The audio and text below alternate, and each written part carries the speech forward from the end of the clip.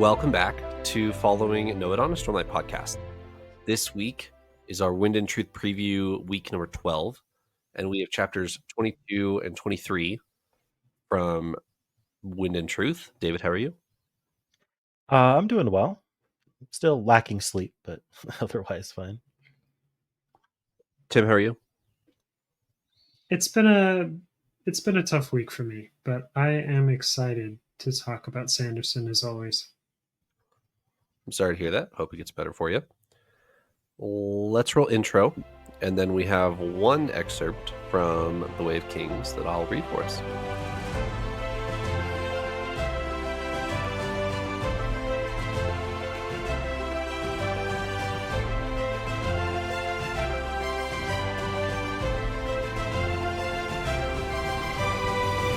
Alrighty, so we have two chapters, one of which is a flashback, so it doesn't have a Wind and Truth or The Way of Kings excerpt. But the one we do have is, would that men could always do the same. If I could enshrine one law in all further legal codes, it would be this. Let people leave if they wish. You guys have any thoughts on this one?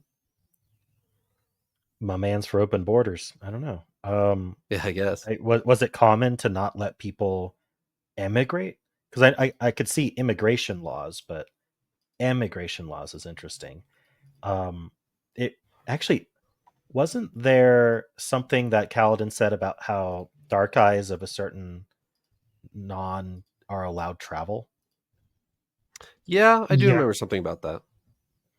It's non, right? Or is it what do they call it? Yeah, it's like the bread, but spelled differently. Yeah. So I guess the right to travel was not brought forward from the Way of Kings. At least not for everybody. Right. Yeah, I guess it could be considered, abandoning your country or whatever if you want to leave. So, well, how are you supposed to mistreat your people if they can't leave to better? If they can just leave to better horizons? Yeah, fair enough. Exactly. They have to stay where they are. Yeah, I don't know if I have too much to say about this one. It almost relates to a little tidbit in the chapter where Navani is fielding questions about like the end to slavery and things like that. Okay. Yeah, that makes sense why it would be in here then. It seemed a little random. Isn't there a line about Yasna tearing it down and then Dalinar adapting it for Yurthiru as well? Yeah, so Yasna freed all the slaves, and then Dalinar followed suit and said no slaves in Yurthiru either. Is I guess what we learned. We already knew that Yasna had freed the slaves, though. Right. I think that's one of the first things she does. Yeah, I think so. So it sounds like the Alethi are going through some social reform, forced social reform that they don't really like. At least the Light Eyes don't. And so that might include the freedom to travel for all Dark Eyes, maybe. Yeah, fair enough. Yasna has read The Way of Kings, so multiple times, I think. Yeah. In fact, she's the one who reads it to Dalinar for the first time, right? She is, yeah. That's one of my She was reading it. She was reading it to herself after Gavilar died. Yeah. And then Dalinar heard it and joined her. It's one of my favorite scenes, actually, in Oathbringer. That scene of Yasna and Dalinar reading The Way of Kings together.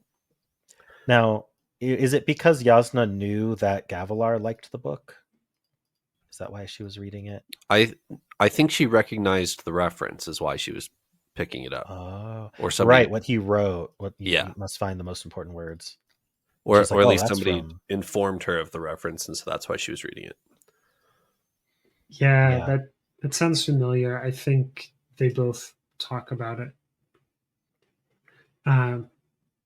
Talking about that threat to the way things have always been in Alethi society, do you think this is going to be a big issue for this book, or do you think it's going to be something that once this book is done, then we're going to have 10 years of social upheaval and trying to figure out what life will look like when they're obviously not going to go back to the same thing that they had before.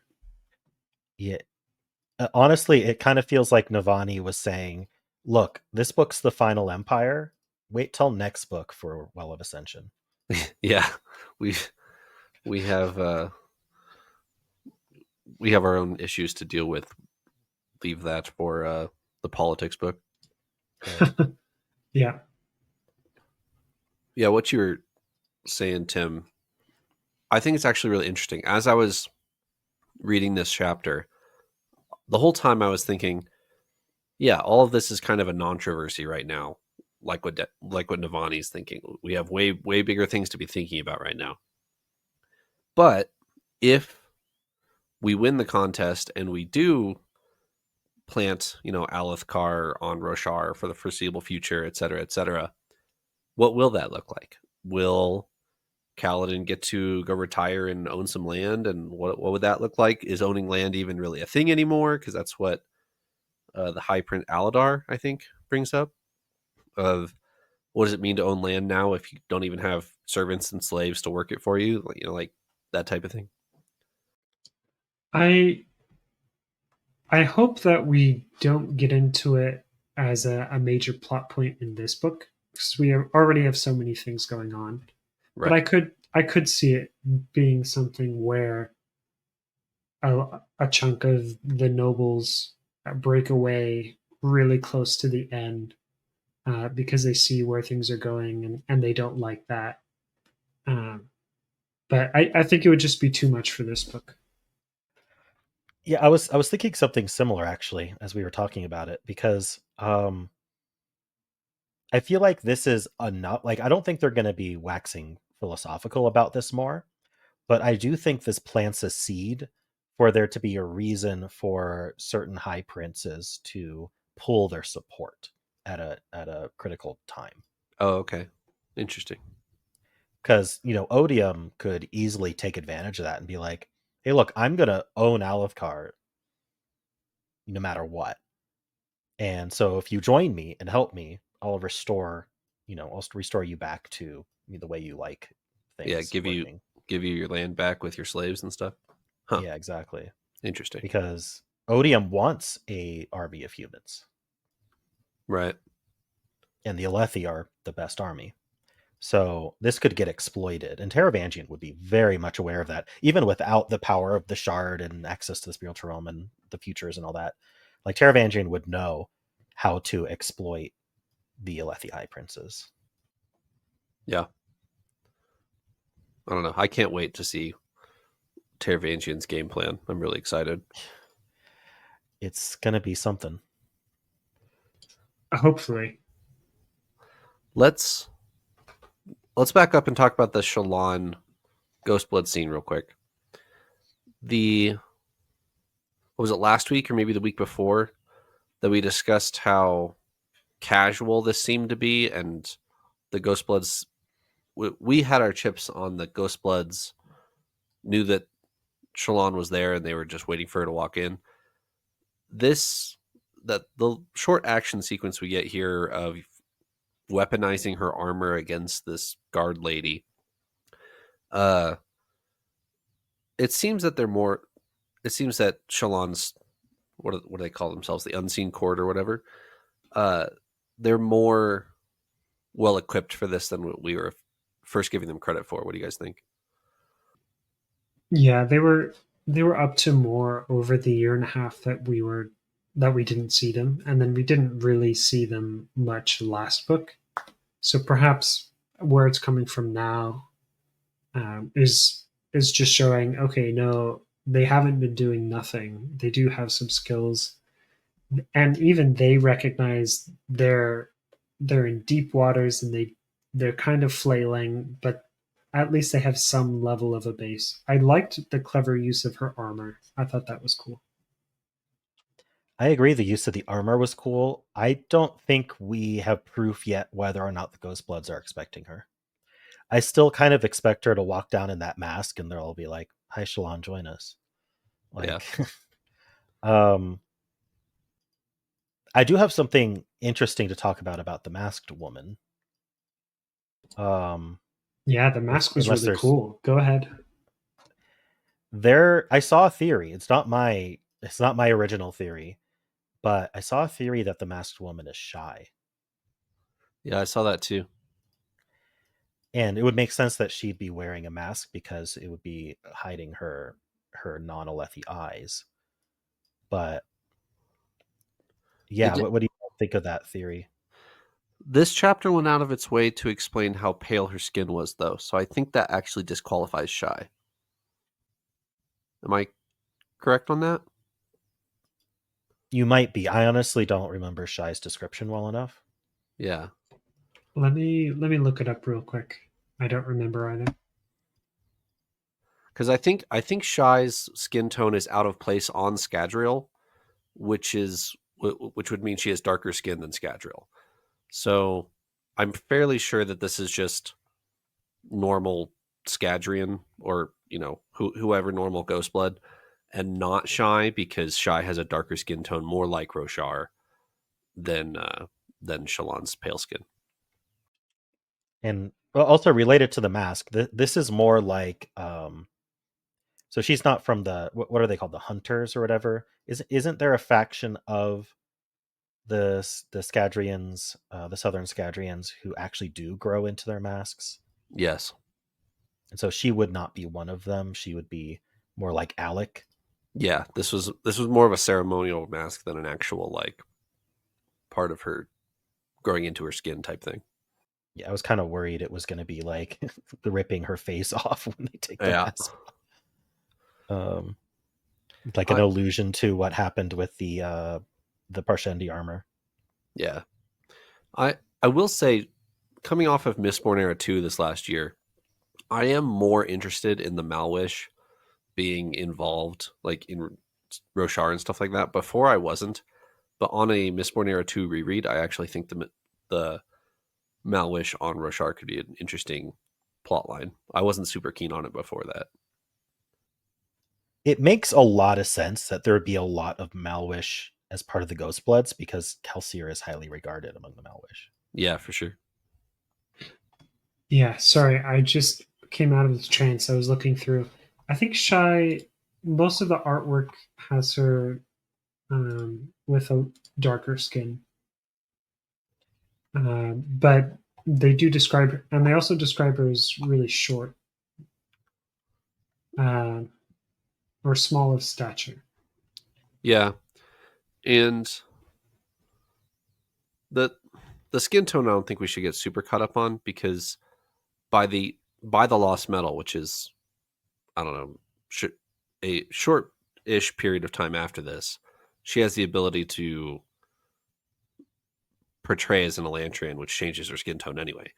So I don't know if that we should get super caught up on that. I think it's feasible that it could be Shy, but I don't think it is.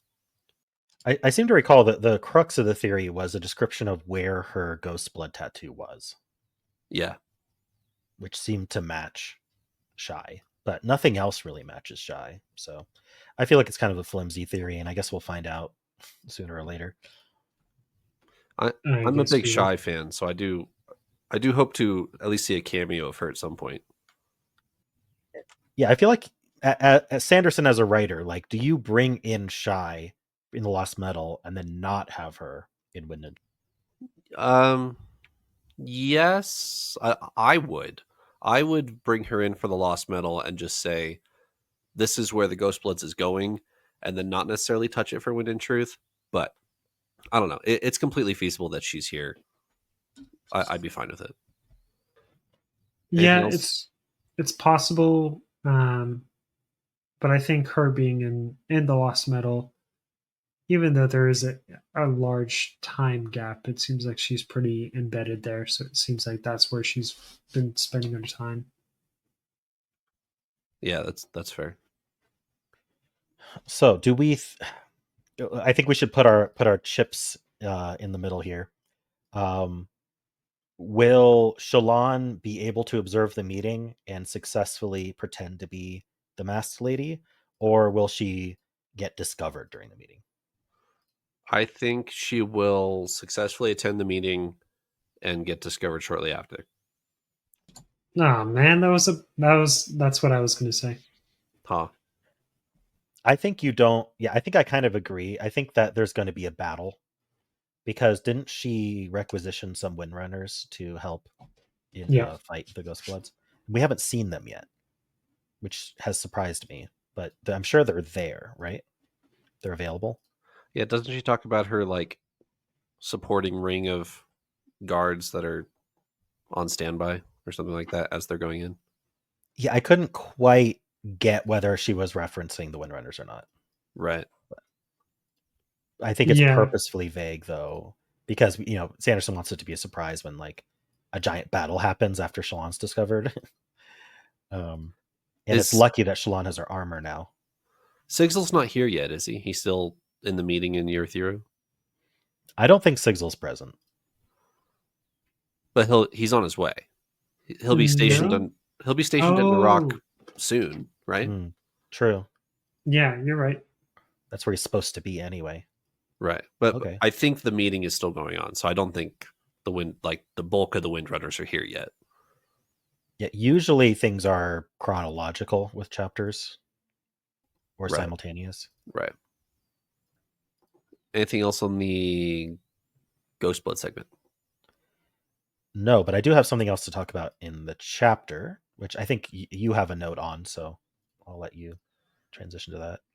Yeah, so the rest of the chapter I think is from Navani's point of view, and she's doing some housekeeping. She's returning to her queenly duties of making sure people are fed and clothed and supply lines are in order, blah, blah, blah, all the boring stuff. But then we get into this little conversation with, is it a conversation with the sibling or is it an internal dialogue for her? I don't remember which one it is. It's with the sibling because the sibling mentions that Honor's power needs to be picked up eventually, which I'll pause on that for a second, or I'll come back to that in a second, I should say. Sibling says Honor's power needs to be picked up eventually, and then the sibling says that the power itself could turn hostile if it is not picked up, if it doesn't have a vessel, and it could come awake. Is that the term the sibling uses? What do you guys remember? Yeah, yeah. It's some sort of similar to how the Spren allegedly gained sentience, or was it sapience? Yeah, we've had discussions about that with Khandra, whether Khandra gains sentience or sapience, but I think it's all semantics. You can say either one. Okay. So I don't recall the exact wording, but my takeaway from this is, just to summarize again, if the power isn't picked up by a vessel, eventually it gains its own sense of purpose and it starts doing its own thing, and because it would now be doing its own thing, it wouldn't necessarily be on the side of the humans. It would be on its own side. Right. And I can't help but think that, is this exactly what happened, and does this explain the Stormfather? Is the Stormfather the non-vesseled honor power becoming sentient on its own? Yeah, and maybe even an extension of that, the Spren in general, just high Spren, honor Spren around Roshar seeking bonds could be in. Well, no, that happened while Honor was alive. Never mind. Yeah, I don't think it's the spread, but I do think that this power, even the sibling says, hey, it's strange that it hasn't already happened, because it's been like 4,500 years or something, right? Or 2,000, some number of millennia. Right. I don't know how many, but that's enough time, I would think, with no vessel. So I actually have two theories. I like the theory I just stated better, which is that what we're seeing with the Stormfather is what happens when the power is left alone with no vessel. It's got its own agenda The Stormfather has his own agenda that we don't know what it is, but it does not seem to align with Dalinar's agenda. And then additionally, my kind of secondary thought was we might have the cognitive shadow of Tanavast still around, just like we had the cognitive shadow of Laris for at least 1,000 years before Yeah. Laris's cognitive shadow eventually faded and died. So I think that's what was going on with Laris. And so that could have also been what's going on with Tanavast. And so maybe Tanavast's cognitive shadow is still kind of the vessel of honor for now. But I don't know if I like that as much, because I feel like they already kind of said honor died over a long period of time.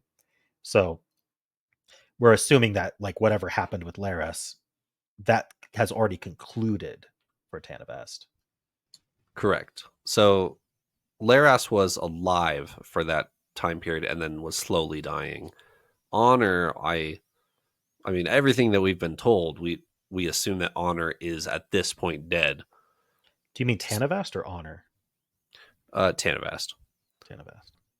The vessel we're talking about. Okay. Right. I've always been down for your first theory. That's what I've said the past couple of weeks, that the Stormfather is connected somehow to Honor's power and has some sort of stake in it. Whether it's literally just the power becoming awake, or somehow, I think it's more than just the power left alone and now coming awake. I think it's that combined with the Stormfather almost as the vessel, but I think the Stormfather isn't actually able to be the vessel for whatever reason. Yeah. Now, something that's interesting to me is so far, every time we've seen a vesselless shard, it has sought a new vessel very, very quickly. So like Right. we had Sazed picking up both Preservation and Ruin, and then we also had Taravangian picking up Odium. So you would But think that the Shard of Honor would have wanted to get a vessel immediately. And the fact that it didn't, this might be showing the consequence. Like Sanderson showing us, hey, this is what happens when a shard doesn't have a vessel. It's going to become it sentient or sapient or whatever. And then maybe that makes it resistant to a vessel because that means it loses its sapience. so the reason we always assumed that didn't happen is because with Vin, I think the power is unharmed. It's the vessel that was destroyed. And so then the power then seeks a new vessel, Kelsier and then Vin. But we have several examples of shards not seeking a new vessel on Cell, Dominion, and Devotion, and then on Threnody, that the power itself has been damaged and therefore doesn't seek a new vessel. Right? Yes. Yeah, if it's been splintered. I'm going back and forth on whether the term is shattered or splintered, but now I'm on the splintered team. I don't know. Right. Whatever the term is. Because I feel like Adonalcium was shattered. So we don't want to use the word shattered again for what happens when a shard is split into pieces. Right. Which I think is splintered. Splintered. But I'll go anyway, splintered. But if the power is splintered, then now it's not one single entity anymore at all. right. I think it's the issue. Which for me would always explain why Honor is, everywhere hanging out and hasn't seeked a new vessel. But now we have some pretty credible sources, Cultivation, the Sibling, the Stormfather, all saying that it not only can you, but it should have already. And I'm a little lost. I feel like we're being either misled or we were misled before. Well, we definitely have been misled in multiple ways by the Stormfather. But I think we're just going to find out more in a couple chapters, and this will make a little bit more sense. Yeah, that shouldn't stop us from speculating. Yeah. The question I have is, have we been misled by Cultivation? That's what I keep getting hung up on. I am so convinced that Cultivation her entire game plan now is to get rid of Odium. So whatever she's planning, because I cannot get over the fact that she did not tell Dalinar that it's Teravangian.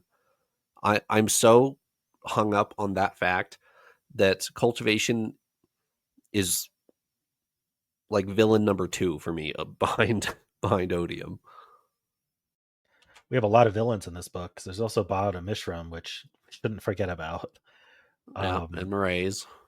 Now, we always thought, okay, Shallan's on the mission to go to the spiritual realm and find Baad and Mishram, right? But Dalinar's like about to enter the spiritual realm, like literally like next chapter, it seems like. Yeah, they need to have a conversation.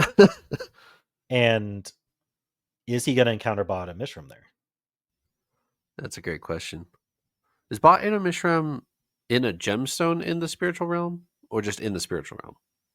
I assumed until reading this book, these preview chapters, that Baad and Mishram was in a gemstone somewhere.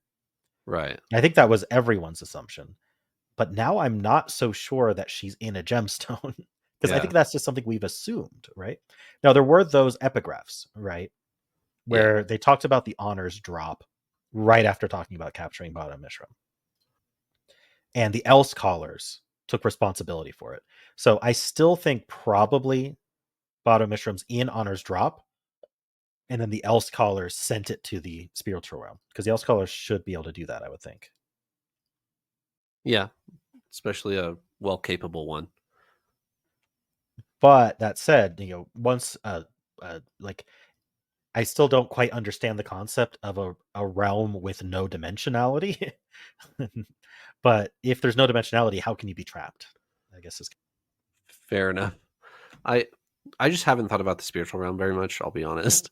I am excited to learn, but as far as theorizing goes about it, I don't know where to start, so I haven't.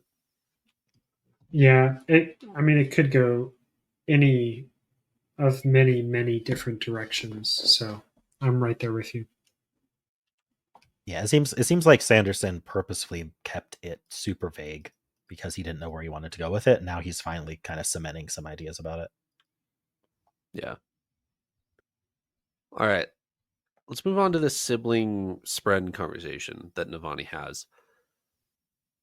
At the beginning of Rhythm of War, the sibling is all accusatory on Navani of how can you do this? How can you trap Spren? You are a tyrant, blah, blah, blah, blah, blah, super hostile.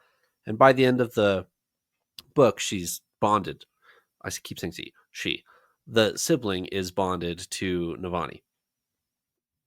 That made me stop and think as we got to this chapter where even in a 2-paragraph sequence, the sibling is more accepting to the use of fabrials so long as the Spren are rewarded or treated well. It just made me think that for such a long time we've been told that Spren don't change, humans are the ones that change, Spren makes sense, blah blah blah blah blah. I'm not convinced that Spren are reliable narrators when it comes to Spren, because the Spren seem to change quite a bit from what I've seen. I think the nail bond definitely changes Spren. We've seen that through the entire series, where the nail bond, as it strengthens and as that bond improves, but also just over time, the Spren changes, and so does the person.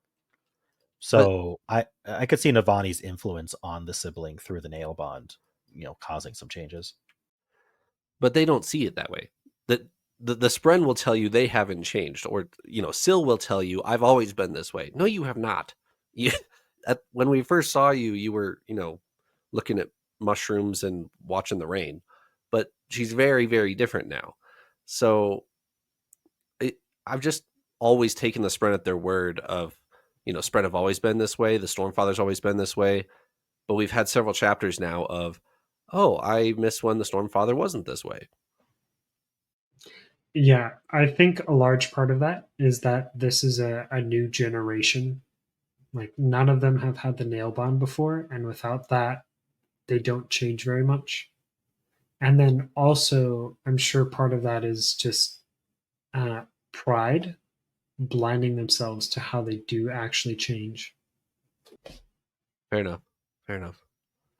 So do you think that Spren used to not change then, or because now I'm questioning the reason I bring this up is I'm now questioning Spren's own history of themselves.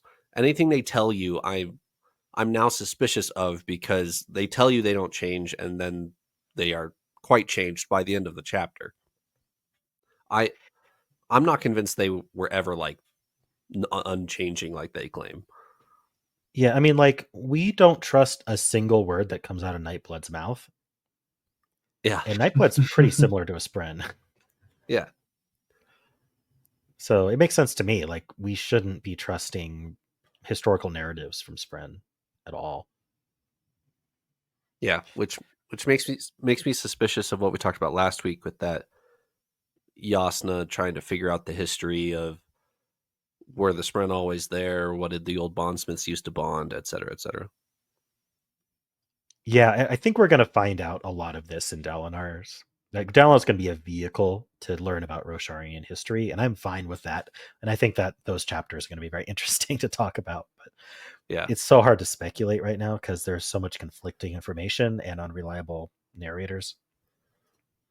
That this is one of the first times I've actually been frustrated with how little I'm getting. I wish I was reading faster because a lot of these questions that we're asking is just this slow trickle of information that we're getting. Whereas if we had the book, we wouldn't be asking any of these questions. Half of the questions we've asked since the beginning of this podcast, or since week 3 or whatever, we wouldn't have even discussed if we'd had 5 or 6 chapters at a time. That's an interesting discussion, right? Like, are Sanderson novels designed to be devoured? Yeah, I don't know. That we've had this conversation a couple times. Elliot thinks that if you go slowly and discuss it like we do on the podcast on a book, you get a very, very different experience, specifically with Sanderson, not just any book, but specifically with Sanderson, you can comb through a lot of stuff that you normally wouldn't. And that affects your view of the end of the book when you get there. Yeah, like what if I'm just reading a book normally, mid book, I don't bother like having conversations and theory crafting about what's going to happen in this book because I can just keep reading it and find out, Yeah. right? It's between books that's when I go and theory craft like crazy. So this is very new to me because it's like, how much brain power do I want to put towards this when I'm going to learn about it on December 6th, right? Like, Right. that's the date, right? That's the date I have. Yes. Better be correct. I do want to talk more about taming Spren, though. I think it's a really interesting idea. I think you didn't give it as much credit as it deserves there, Trevor, because the way I'm understanding it is essentially the non-sapient Spren, like Flame Spren, for example, are more like beasts than people. And we do that all the time with beasts of burden or dogs or domesticated animals in general. Is they're very happy to be doing their jobs if you do it right, like Yeah. if you treat them a certain way. And it's kind of nice for them to feel like they have a purpose. So Navani's point is like, a troll doesn't want to pull a wagon, but it will, and it'll be happy with its life if you treat it a certain way and reward it, give it a certain reward structure. So that's what she's attempting to do with these flame spren, and it seems to be relatively successful, where you're like, hey, you like this thing, I can provide you that thing in exchange for you providing me this thing, right? Just you need to go in the fabural every once in a while. Yeah. And Yeah. by leaving it open, they can leave anytime they want to. You just reward them for staying in. So it's more like having a job, I guess. Yeah, definitely. It makes me think, have you guys seen the movie Spirit? Yes. I Yeah. have not. Okay. So it's a movie about a horse, animated film. And basically it's the difference between breaking a horse and sorry, I just used air quotes, breaking a horse and like becoming almost friends with a horse and building a relationship and trust there. and moving forward from that. And there's a key difference in mindset that is very important, even if you end up with a similar result. Yeah, fair enough. Yeah, like even like the way we treat our domesticated animals, like dogs, for example. Like there's a big difference between keeping a dog chained up all the time and training a dog to behave. You know, Yeah, that's true. I just like Navani, like pre-Rhythm of War Navani. I've never thought of Spren like, never thought of low Spren like that. So maybe I should. yeah, it's interesting. It's interesting also how when they gave that spren a name, it was now possible to distinguish that spren from flame spren. Because up Yeah, until now, we've been told one flame spren is exactly the same as another. right. But now there's one with a cool hairdo and a name. Yeah, We also see from the armor spren that there are specific armor spren that follow that radiant around. I always theorized that it was like, you just kind of attract whatever spren are nearby and they become your armor and then they're gone and, bye, because all the spren are the same. But that is not the case. There are specific spren that are always following the radiant around. So these spren are individuals. really trying to resist the urge to bring up Sunlit Man again. So I won't. Feel free to. Anything else with this first chapter before we get into the flashback? Okay. We have our first Zeth flashback chapter. I believe we had this one before in a pre-release or in an early reading.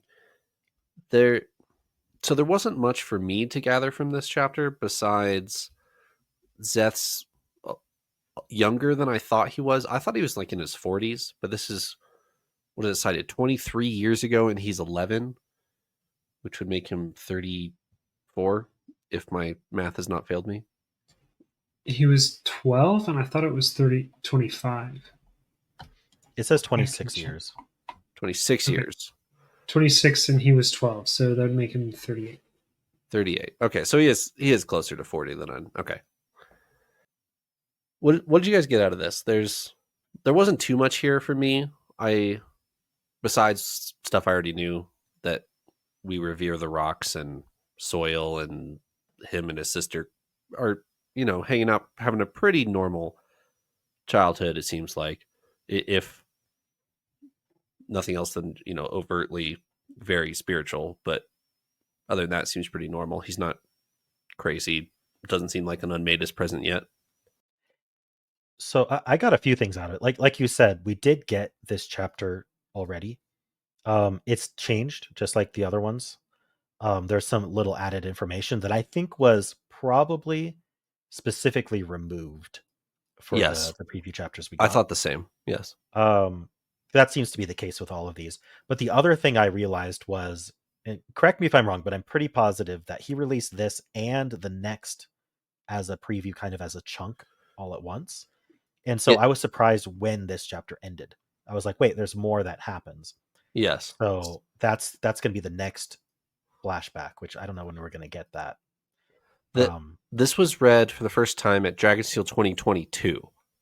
This was Paul Elliott and I were in the room when he read this chapter. And yes, you're right. It came with two more Zeth flashback chapters with it. Yeah. So it was hard for me to separate what happened in which. Little details, actually, the most interesting details to me, most of them were not in the original flashback chapters, or at least not in my memory. Like you said, it was 2 years ago. I did not review it. But one interesting thing that stood out to me was he was talking about how people who add are allowed to wear a kind of a flare of color. He chooses a Yeah, red handkerchief. And I think this explains why he continues to wear white. because he doesn't see himself as adding yet. He sees himself as a subtractor now because he's Right. killed so many people. Right. So he thinks he doesn't deserve to have color. And so he kind of continues to wear all white to remind himself, because he doesn't feel like he deserves to wear any kind of color because he's a subtractor now. So even though he no longer considers himself truthless, he does consider himself a subtractor. I do like that point. That observation. That's nice. I agree. Also, he was 11. I double checked. You're right. Okay. So the other thing that stood out to me, well, I have a couple more, but he mentions the Stoneward Monastery. And my initial reaction to it being called the Stoneward Monastery was, oh, do they have a monastery dedicated to each honor blade? I would assume so. But then I realized, well, if that's the case, the Stoneward Monastery never had an honor blade in it. Oh yeah, you're right. It would be empty. It would be the one that would be empty, or at least Yeah. So did one they of build one it of two. just in case Talon comes back and they get his honor blade? Or, but you know what? Are they the ones who took Talon's honor blade as soon as he got back? Right. And now it's in the monastery, just not when Zeth was there. Have they specifically not trained to be Stonewards then? If they've trained to be everything else? Well, each sword gives you 2 powers, so they could just do the 2 overlapping ones and still train on every power. Well, yes the and no. The Bondsmith one is a little different. The Stormfather says like it works differently. It's more bringing together. We got that 2 episodes ago that the Stonewards can still do stuff that the Bondsmiths can't, and the Skybreakers can't. Yeah, and you're right. And Zeth does have access to the I forget what they call it. It's not Harmony, but it's something similar to that. Division? No, it's in the concept that because you have those 2 powers, there's a resonance. That's the word used. There's a resonance between the 2 powers. Correct. That gives you basically a 3rd power. Correct. And so the Windrunner resonance is the vacuum cleaner, right? Am I right about that? What do you mean? You know how like Kaladin pulls all the arrows to a shield? Yes. I think that's the resonance between gravitation and attraction. Yeah. Yeah. I think you're right. And Zeth can do that too. With the honor blade. With the honor blade, yes. So and he's specifically trained on that in the past before given that honor blade. So I would say at the very least, there's a Stoneward resonance that they have not trained on. Okay. I wonder if that'll come into play or not. I have no idea. Talon would be very good at it though, whatever it is. But yeah, Talon's blade is missing now, and I wonder if it's sitting there in the Stoneward Monastery. In current day, you mean? Current day, yeah. Yeah. Mm-hmm. I'm wondering, in this chapter, they're talking about how the Stoneward Monastery, they don't come out to fight these raiders. 1, I'm wondering who the fighters are, and 2, now I'm thinking maybe they're not coming out to fight because they actually don't have an honor blade. Or is this just a larger thing about adding and subtracting? I think they don't fight with the honor blades for 2 reasons. I think the outwardly stated reason is we're not subtractors. It would be beneath us to fight. I think the more realistic, the practical reason is they don't want people learning that the Shin have the honor blades. Yeah, they're hiding, remember? They don't even talk about it outside the monastery. Yeah, it's true. So, David, are you saying that when Talon came back, dropped his sword in Kholinar, blah, blah, blah, that the Stoneward Monastery came and picked it up? Like the Shin came and grabbed it? Yeah, just like how Zeth was saying, if he were to die or whatever and leave the honor blade behind, the stone shamans would come and grab it. Right.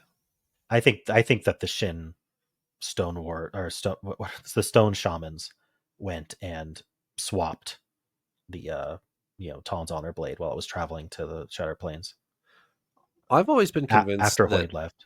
Yeah, I've always been convinced that Hoyd swapped it, like snatched it, and he's hiding it somewhere. But you're right. I think there's a word of Brandon that he didn't.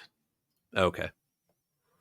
But what's interesting is we will learn who did it in the Cosmere RPG campaign. Really? I didn't know that. It's a canon story written by Sanderson for the Cosmere RPG. I did know about the canon story. I didn't know that it had the fate of the honor blade in it. Yeah, we're going to learn the fate of the honor blade. It was in one of the articles about it. Oh, that's cool. So I'm excited to at least even just read through that campaign, if not play it. Yeah. I have it. I ordered it. The Kickstarter comes like next year or something.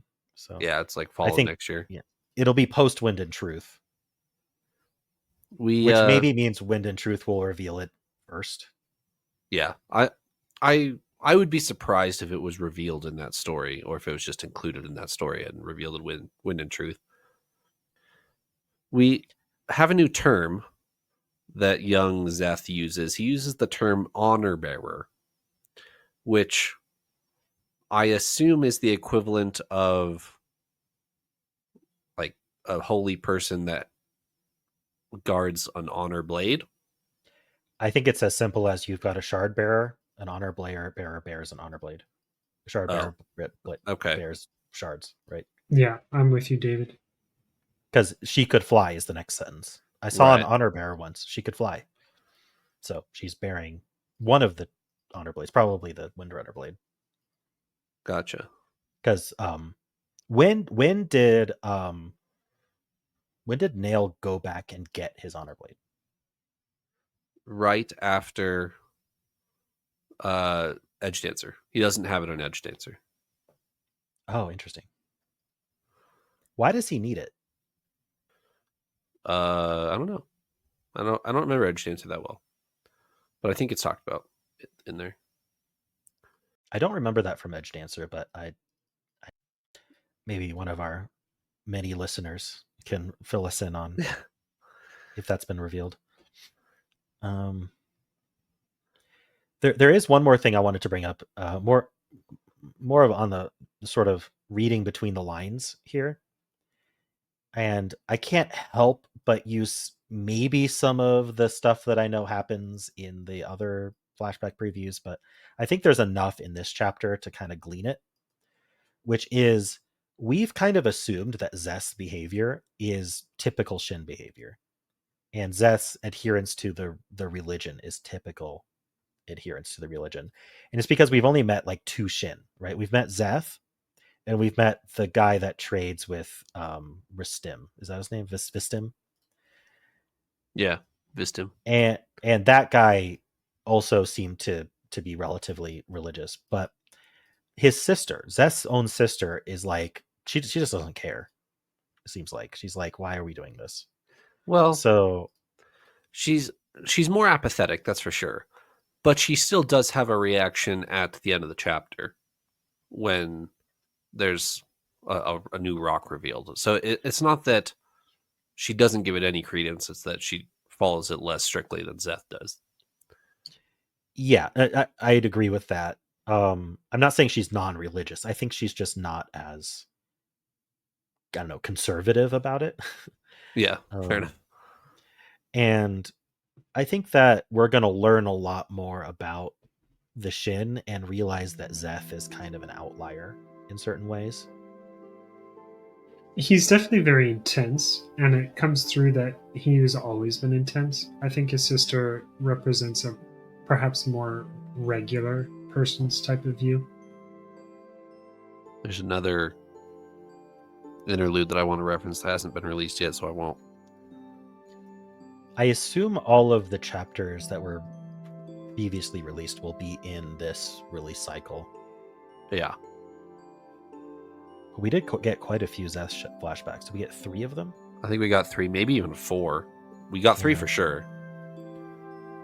I'm interested to see what was removed from those. Yeah. I might go reread those ones before we get the next ones. Okay. There's a little bit of an exchange about Molly, the blind sheep. And there's this one line that Zeth said, Molly likes to try new experiences. Is Molly the one? Maybe. What? You know, the one, which religion is that? Is that the Iriali religion? Yes, it's the Yeah. Eerie. That's the interlude I wanted to reference. But we learn about that, the poor cobbler who got killed by Nail. Eam. Yeah. He talks about how the one split himself into many pieces so that he could have all experiences.